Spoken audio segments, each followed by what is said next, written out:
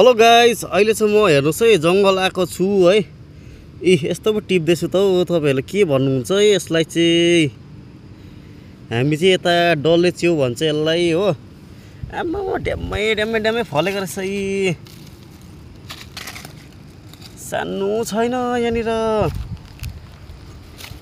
हिजो दिदीहरूले ल्याउनु भएको रहेछ हो। त्यही भएर म पनि आज यसो जाउँ कि भनेर सोचेँ हो। आएको धन्न राम्रै गरेछु नि हौ। हेर्नुस् न कति छ, कति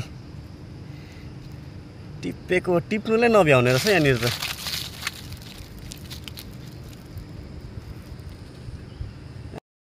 आम्मा कति हो यहाँ त टिपेर साथै छैन रहेछ हो।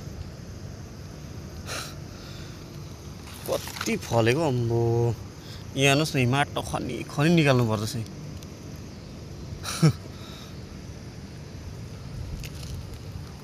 म चाहिँ कति बनाएँ होला तपाईहरुलाई म लास्टमा देखाउनेछु ल। यहाँ हेर्नुस् है, आम्मा यी सानो छैन त, सानो सानो कति चाहिँ फलेको अम्बो।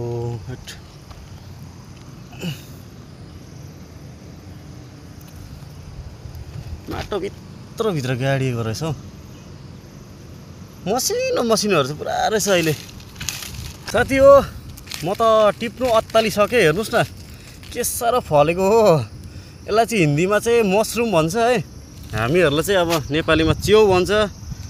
ड्याम्मै ड्याम्मै ड्याम्मै प्लास्टिक पनि पाइहाल्यो। यहाँ जङ्गलमै रहेछ हो। एउटा जग्गा देखेको छु कि त्यहाँनिर झन् बेसी छ। हेर्नु ल, म देखाउँदैछु तपाईँलाई है।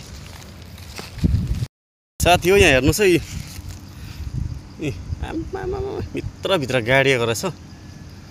तर अलिक साह्रै मसिनो, खासै टाइम चाहिँ भएको रहेन रहेछ कि। पत्ता सार्दै पो हेर्नु पर्दैछ यहाँनिर चाहिँ।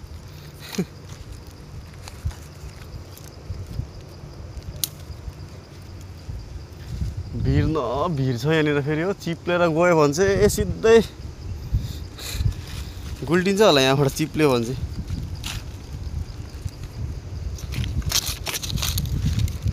हेलो साथी हो,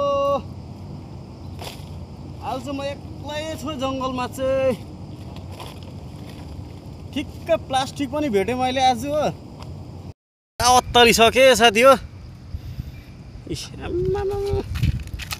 ड्याम्मै कटाइ निकाल्नुपर्छ यहाँनिर। अत्तालेर चाहिँ म कताको टिप्नु भइसक्यो अहिले चाहिँ फेरि हो। हेर्नुहोस् है तपाईँहरू, एक भाँडै पाएँ मैले चाहिँ। कत्रोहरू रहेछ। यत्रो चाहिँ मैले कहिले दिएको थिइनँ हो।